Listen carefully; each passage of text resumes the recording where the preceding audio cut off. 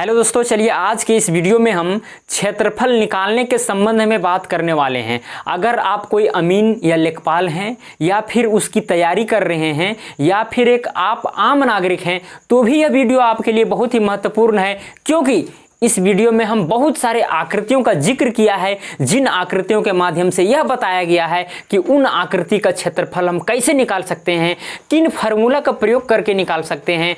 तो मैं इस वीडियो में जीरो लेवल से लेकर के हीरो लेवल तक का बात किया है, तो बने रहिए इस वीडियो में। तो चलिए बिना टाइम वेस्ट किए हम लोग इस वीडियो को स्टार्ट करते हैं।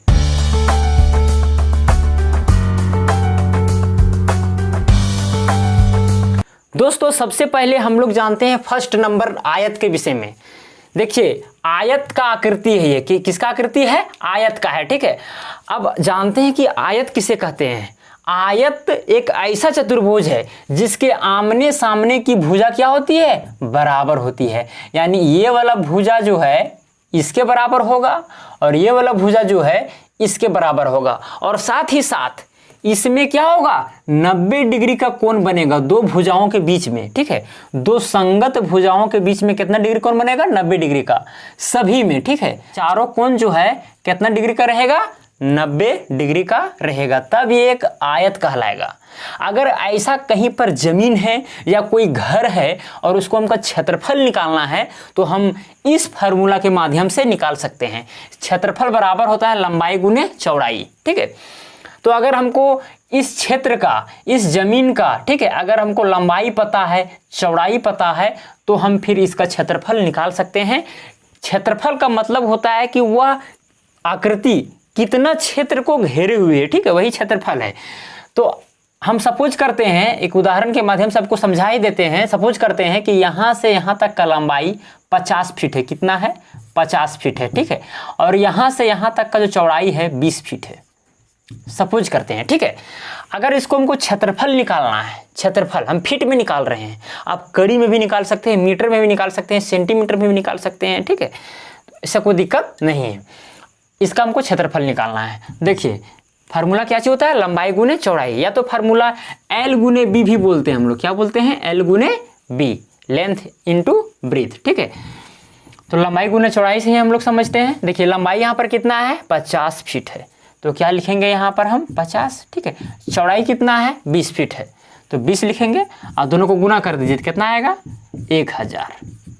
1000 फीट स्क्वायर आ जाएगा। हाँ, अब यहाँ पर फीट स्क्वायर क्यों आया ये चीज़ आप समझिए। देखिए, होता क्या है कि यहाँ पर लंबाई कितना है? 50 फीट है, लेकिन हम यहाँ पर क्या लिखे हैं? 50 केवल लिखे हैं। लेकिन हमको लिखना क्या चाहिए था? 50 फीट, क्योंकि फीट की जगह पर सेंटीमीटर भी हो जाएगा, मीटर भी हो जाएगा, तो ये चीज़ हमको लिखना जरूरी है। लेकिन हम शॉर्टकट में केवल 50 या 20 ही लिखते हैं। ठीक है, अब यहाँ पर इसका चौड़ाई कितना है इस आयत का? 20 फीट है, तो यहाँ पर हम F नहीं लिखे हैं, लेकिन अभी लिख देते हैं। शॉर्टकट में लिखते हैं वैसे ही, कोई दिक्कत नहीं है, लेकिन अभी समझा रहे हैं कि यहाँ पर फीट स्क्वायर कैसे आया। अब देखिए, संख्या को गुना संख्या से करेंगे। ठीक है, तो 50 गुना 20 से करेंगे तो 1000 आया। अब 50 तो F के साथ पूरा गुना तो नहीं हो जाएगा। ठीक है, तो ये F, एक F यहाँ पर है और एक F यहाँ पर है। ठीक है, तो दोनों F गुना के रूप में है, तो क्या चीज जाएगा? स्क्वायर हो जाएगा, क्योंकि आधार सेम है और पावर कितना है? एकक है, तो स्क्वायर हो जाएगा कुल मिला करके। ठीक है, तो 1000 फीट स्क्वायर इसीलिए आता है। और एक चीज आपको ध्यान में हमेशा रखना चाहिए, जिस किसी का भी हम क्षेत्रफल निकालेंगे हमेशा वो स्क्वायर में आएगा, वर्ग में आएगा, ये आप ध्यान में रख लीजिए। ठीक है, चलिए ठीक है, अब पहला आयत के विषय में तो क्लियर हो ही गया होगा। अब दूसरा नंबर में देखिए, दूसरा आकृति में ये वर्ग है। क्या है? वर्ग है, यानी स्क्वायर। ठीक है, स्क्वायर क्या कहता है? एक ऐसा चतुर्भुज है जिसमें चारों भुजाएं क्या होती है? बराबर होती है। इसमें चारों भुजाएं बराबर होती है। ठीक है, चारों भुजाएं बराबर होती है, और साथ ही साथ दो संगत भुजाओं के बीच का कोण कितना डिग्री का होता है? 90 डिग्री का है। ठीक है, ये कुल मिलाकर के आयत ही है, लेकिन यह एक विशेष कंडीशन में यह एक वर्ग हो जाता है। ठीक है, तो यहाँ आप ये चीज नोट डाउन कीजिए कि सभी वर्ग आयत हो सकता है, लेकिन सभी आयत वर्ग नहीं हो सकता है। क्योंकि देखिए, ये आयत तो हो सकता है। क्यों हो सकता है? हम आयत में जानते हैं कि आमने सामने की भुजा बराबर होता है। देखिए, तो इस ये वाला भुजा और ये वाला भुजा बराबर है, बराबर है। ये वाला भुजा ये वाला भुजा बराबर है, बराबर है। सभी को 90 डिग्री का है, इसका मतलब ये आयत है। ठीक है। लेकिन इसको एक विशेष नाम वर्ग दिया गया है, स्क्वायर दिया गया है, क्योंकि इसमें चारों भुजाएं जो हैं क्या हो जाते हैं, बराबर हो जाते हैं। इसमें बराबर नहीं है, ये वाला भुजा इसके बराबर है लेकिन ये वाला इसके बराबर या इसके बराबर नहीं है, ये वाला इसके बराबर है, ठीक है। तो एक वर्ग है, अगर इसका क्षेत्रफल हमको निकालना है तो फिर क्या चीज हो जाता है, क्षेत्रफल बराबर में भुजा का स्क्वायर। इसको हम लोग ए का स्क्वायर भी कह सकते हैं, ठीक है, ए का स्क्वायर, ठीक है। अब देखिए, अगर इस वर्ग का कोई भी भुजा हमको पता हो तो फिर हम इसका क्षेत्रफल आसानी से निकाल सकते हैं।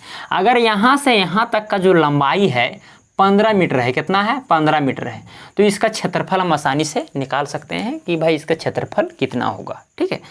तो क्या करेंगे हम, भुजा की जगह पर कितना लिखेंगे, 15 मीटर, ठीक है, 15 मीटर, इसका हो जाएगा स्क्वायर, या फिर ए की जगह पर लिखेंगे 15 मीटर, ठीक है, इसका हो जाएगा स्क्वायर। अब कुल मिलाकर के यहाँ पर कितना आ जाएगा, 15 का करेंगे स्क्वायर तो हो जाएगा 225, अब मीटर का करेंगे स्क्वायर तो मीटर स्क्वायर, यानी 225 वर्ग मीटर आया इसका क्षेत्रफल, ठीक है। तो इस तरह से वर्ग का भी क्षेत्रफल आप आसानी से निकाल सकते हैं। अगर आप कोई नक्शा में अगर इस तरह का आकृति देखते हैं तो डायरेक्ट इस फार्मूला से आप उसका क्षेत्रफल निकाल सकते हैं। देखिए अब थर्ड आकृति देखिए, समांतर चतुर्भुज है ये, ठीक है, क्या चीज़ है, समांतर चतुर्भुज, यानी पैरेललोग्राम इसको बोलते हैं इंग्लिश में। पैरेललोग्राम ये कहता है कि ये जो आपको दिख रहा है ये भुजा और ये भुजा पैरेलल होता है, यानी समांतर होता है, और ये भी क्या होता है, समांतर होता है, ठीक है। समांतर कहने का मतलब है समान अंतर, यानी कि यहाँ से यहाँ का दूरी और यहाँ से यहाँ का दूरी अगर समान रहेगा, हर जगह अगर समान रहेगा, मतलब ये लाइन और ये लाइन का जो दूरी है, डिस्टेंस है, अगर हर जगह समान रहेगा तो ये दोनों लाइन समांतर कहलाएगा, समांतर रेखाएं कहलाएगा, ठीक है।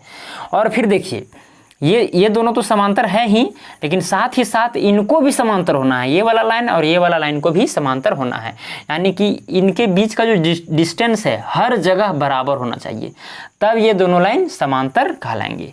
तो ऐसा अगर आकृति कहीं रहेगा तो उसको बोलते हैं हम लोग समांतर चतुर्भुज या फिर पैरेललोग्राम। अगर इसका क्षेत्रफल निकालना है, हाँ एक चीज़ और आप जान लीजिए कि पैरेललोग्राम का, समांतर चतुर्भुज का जो सम्मुख कोण होते हैं वो बराबर होते हैं, यानी ये कोण और ये कोण बराबर होता है, फिर ये कोण और फिर ये कोण बराबर होता है, ठीक है। सम्मुख कोण बराबर होते हैं, सम्मुख कोण, सामने वाला कोण बराबर होता है, ना कि ये वाला कोण और ये वाला कोण बराबर होता है, ठीक है। आयत और वर्ग में हम लोग क्या देखें, सभी कोण बराबर थे, लेकिन इसमें सभी कोण बराबर नहीं है, हो सकता है, ठीक है। यह एक आयत भी बन जा सकता है, ऐसा भी हो सकता है कि धीरे धीरे क्या हो जाए, ये जो कोण है सभी 90 डिग्री का हो जाए, ठीक है। तो समांतर चतुर्भुज जो है वह एक आयत का फॉर्मेशन कर सकता है, एक वर्ग का भी फॉर्मेशन कर सकता है, अगर ये कोण सब कितना के हो जाए, 90 डिग्री का हो जाए। इसमें भी देखिए ये वाला यहाँ का कोण और यहाँ का कोण बराबर है, फिर यहाँ का कोण और यहाँ का कोण बराबर है, क्यों, क्योंकि 90 डिग्री का है, ठीक है। तो इसको भी हम लोग क्या बोल सकते हैं, समांतर चतुर्भुज बोल सकते हैं, यानी कि इसको भी हम समांतर चतुर्भुज बोल सकते हैं, लेकिन यह एक विशेष कंडीशन है जिसमें चारों कोण क्या हो जाते हैं, 90 डिग्री के हो जाते हैं।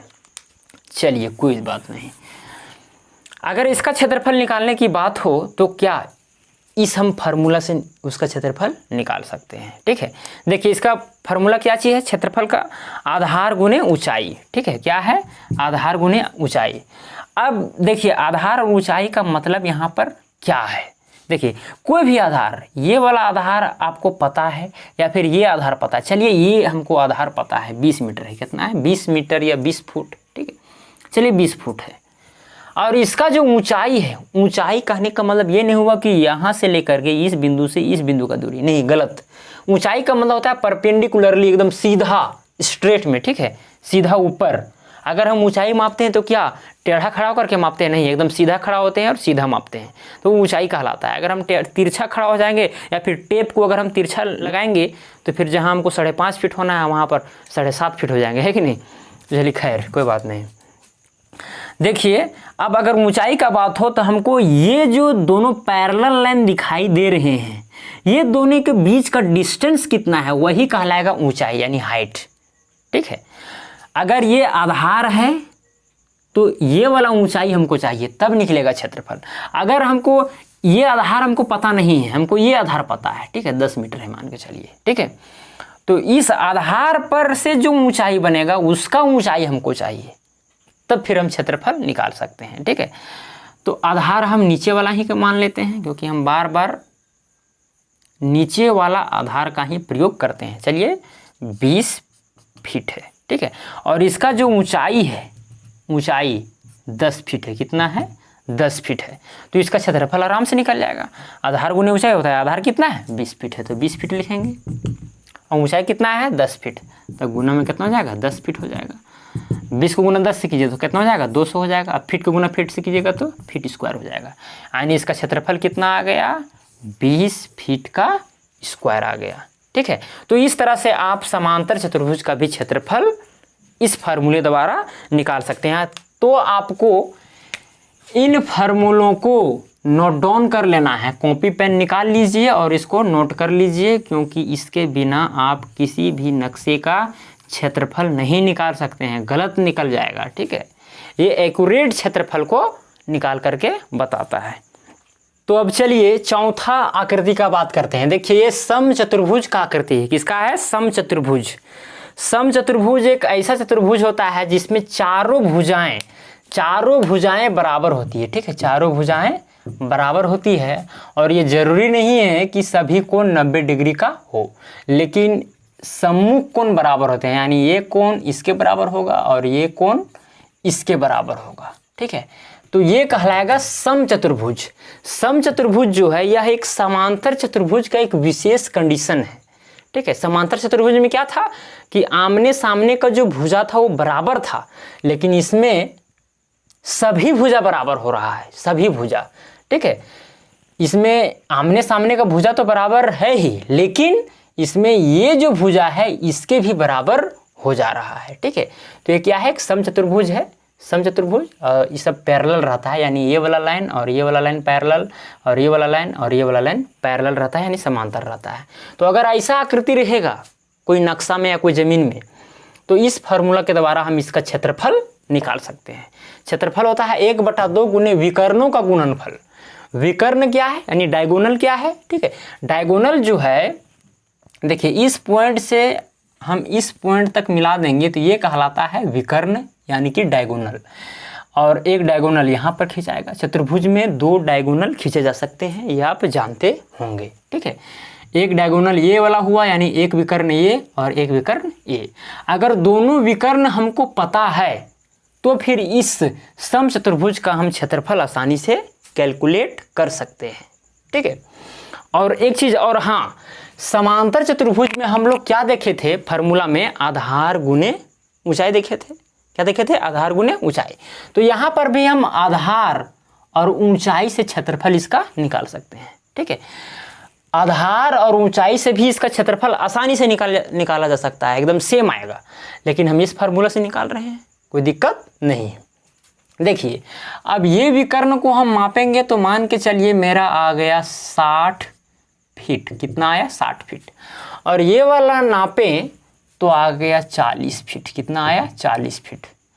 तब इसका क्षेत्रफल कितना निकलेगा देख लीजिए, हो जाएगा 1/2 गुने विकर्णों का गुणनफल, यानी दोनों विकर्ण का गुणनफल होगा, यानी गुना करना पड़ेगा। तो एक विकर्ण तो 60 फीट का है और एक विकर्ण कितना है? 40 फीट का है, ठीक है। दोनों को गुना कर दीजिए, काट दीजिए, 2 एकम 2 और फिर यहाँ 30 दूना 60। अब गुना कर दीजिए, 4 तिया 12 डबल 0, यानी 1200 आया, ठीक है, यानी फीट स्क्वायर इतना आ गया। यानी इसका क्षेत्रफल कितना हुआ? 1200 फीट स्क्वायर आया। चलिए कोई दिक्कत नहीं। अब बात करते हैं हम लोग, ये तो आप जान गए। अब हम लोग 5वां नंबर में आते हैं, समलम चतुर्भुज। समलम चतुर्भुज, इसको आपको जरूर जानना है, क्योंकि ऐसा आकृति नक्शा में अधिकतर बार हम लोग देखते हैं, ठीक है। तो ये चीज़ हमको जानना जरूरी है। देखिए समलम चतुर्भुज में क्या कहता है कि ये वाला जो आपको लाइन दिख रहा है, ये वाला लाइन, ठीक है, और ये वाला लाइन समांतर तो होता है, लेकिन ये वाला लाइन और ये वाला लाइन समांतर नहीं होता है, पैरेलल नहीं होता है। ये वाला और ये वाला पैरेलल होता है, लेकिन ये वाला और ये वाला पैरेलल नहीं होता है। तब इसका फार्मूला हो जाता है h गुने a + b/2। इसका मतलब क्या हुआ? h यहाँ पर इसका हाइट है, कहीं से भी हम हाइट ले सकते हैं, यहाँ से हाइट लीजिए, यहाँ से लीजिए, यहाँ से लीजिए, सेम है, सेम चीज़ है, ठीक है। ये h है, इसका क्या है, ये h है। और a और प्लस b क्या है, a और b क्या है, देखिए a जो है ये वाला है, a नीचे की भुजा है और b क्या है, ऊपर की भुजा। ये जरूरी नहीं है कि a जो है नीचे का ही भुजा है और b ऊपर का ही है, a ऊपर लिख सकते हैं, b नीचे लिख सकते हैं, कोई दिक्कत नहीं है। यानी ये जब h ये वाला है, ठीक है, तो a और b समांतर जो भुजाएं होती हैं वो होती है, ठीक है। तो ये दोनों का हम लोग क्या निकालते हैं, औसत निकाल देते हैं, एवरेज निकाल देते हैं। देखिए एवरेज नहीं निकला हुआ है, दोनों भुजाओं को हम जोड़ दिए और 2 से भागा दे दिए, तो ये जो लंबाई है, ये दोनों का लंबाई का एक औसत लंबाई हमको पता चल गया। और ऊंचाई तो हमको पता ही है पहले से h, तो इसीलिए h गुने a प्लस b बटा 2 हो जाता है, ठीक है। अगर इसी के जगह में a के जगह में रहता 50 फीट या फिर 50 मीटर और b के जगह पर रहता 20 मीटर और h के जगह पर रहता 30 मीटर, तब इसका क्षेत्रफल कितना होता है, इसके विषय में बात करेंगे, ठीक है। देखिए यहाँ पर क्या हो जाएगा, h के जगह पर कितना हो जाएगा 30 मीटर, तो यहाँ लिखेंगे 30 मीटर, ठीक है, गुना। अब यहाँ पर a के जगह पर कितना है, a के जगह पर 50 मीटर है, तो लिखेंगे क्या चाहिए यहाँ पर 50 मीटर, प्लस b के जगह पर कितना है 20 मीटर, तो लिखेंगे 20 मीटर। अब बटा में कितना है 2 है। अब देखिए यहाँ पर 30 मीटर तो है ही, गुना में 50 मीटर और 20 मीटर कितना जाएगा 70 मीटर। अब 70 मीटर को 2 से भाग लगा दीजिए, कितना बचेगा 35 मीटर, तो यहाँ लिख दीजिए 35 मीटर। अब दोनों को गुना कर दीजिए, 3 पचे 15 के 5, हाथ में 1, 3 तिया 9 और 1 10, 1 0 और बढ़ जाएगा, यानी 1050 मीटर स्क्वायर आया है, इतना आंसर है। यानी इसका क्षेत्रफल जो है 1050 वर्ग मीटर है, ठीक है। तो इस तरह से समलंब चतुर्भुज का भी क्षेत्रफल हम लोग निकाल सकते हैं किसी भी नक्शा में या किसी भी जमीन का। अब हम लोग चलते हैं 6ठा नंबर, समकोण त्रिभुज के विषय में, ठीक है। समकोण त्रिभुज, समकोण त्रिभुज एक ऐसा त्रिभुज है जिसमें कम से कम एक कोण जो है 90 डिग्री का होता है। कितना डिग्री का होता है 90 डिग्री का, यानी यहाँ पर 90 डिग्री का कोण है और यह एक त्रिभुज है, यानी 3 भुजाओं से घिरा हुआ क्षेत्र है और एक के 90 डिग्री होना बहुत ही जरूरी है। तब इसका क्षेत्रफल जो है 1/2 गुने आधार गुने ऊंचाई हो जाएगा, ठीक है। तो जैसे कि आधार ये है, इसका आधार इसको भी मान सकते हैं और इसको भी मान सकते हैं, कोई दिक्कत नहीं है, ठीक है। चलिए आधार इसी को हम मान लेते हैं। आधार जो है सपोज कीजिए कि 25 फीट है या फिर 25 कड़ी है, क्या है 25 कड़ी, ठीक है। कड़ी आप जानते हैं, एकदम जानते होंगे, ठीक है, मैंने बहुत सारा वीडियो बनाया है इस पर। 25 कड़ी है, यानी कि जो चैन में रहता है, ज़मीन मापा जाता है कड़ी से, ठीक है, 25 कड़ी। और इसका जो ऊंचाई है ये वाला ऊंचाई कहलाएगा। अगर ये वाला आधार लीजिएगा तो ये वाला ऊंचाई, अगर ये वाला आधार लीजिएगा तो ये ऊंचाई, ठीक है। और ऊंचाई सपोज कीजिए है 20 कड़ी, कितना है 20 कड़ी। अब क्षेत्रफल निकालना है इसका, तो हो जाएगा 1/2 गुना में हो जाएगा आधार, आधार कितना है 25 कड़ी, तो लिखेंगे 25 और गुने कितना है ऊंचाई 20 है, तो 20 लिखेंगे। अब काट दीजिए, कितना है यहाँ पर 10 आया, अब गुना कर दीजिए तो कितना जाएगा 250, 250 वर्ग कड़ी आएगा, वर्ग कड़ी आएगा। हम बताए थे वर्ग कड़ी क्यों आता है, क्योंकि यहाँ पर भी 25 कड़ी लिखते और 20 कड़ी लिखते, तो कड़ी को गुना कड़ी से होता तो वर्ग कड़ी या तो फिर कड़ी का स्क्वायर होता, ठीक है। क्षेत्रफल हमेशा वर्ग में ही आता है, स्क्वायर में भी आता है। अब देखिए, अब ये समकोण त्रिभुज था तो हम इस फार्मूला से हम क्षेत्रफल निकाल लें। ये चीज़ भी आपको ये तीनों फार्मूला नोट डाउन कर लेना है, ठीक है। ये तीनों फार्मूला नोट डाउन जरूर कर लीजिएगा, इसके बिना ज़मीन मापना बहुत ही दिक्कत है, ठीक है। अब देखिए, ये समकोण त्रिभुज था, यानी एक कोण 90 डिग्री का था, तो हम आसानी से हम क्षेत्रफल निकाल लिए इस फार्मूला की मदद से। लेकिन अगर समकोण त्रिभुज नहीं रहेगा, अलग त्रिभुज रहेगा, समद्विबाहु त्रिभुज रहेगा, विषम बाहु त्रिभुज रहेगा, जिसमें सब कोण अलग अलग भी हो सकता है, 2 कोण सेम होगा, तो ऐसी स्थिति में हम लोग कैसे उस त्रिभुज का क्षेत्रफल निकालेंगे, इस पर चर्चा करेंगे, ठीक है। तो उस वीडियो के लिए आप डिस्क्रिप्शन में जाएं, वहां पर आपको लिंक दिया गया है, आप वहां से उस वीडियो को देख सकते हैं। तो आज के लिए इतना ही दोस्तों, अब मिलते हैं अगला वीडियो में। धन्यवाद।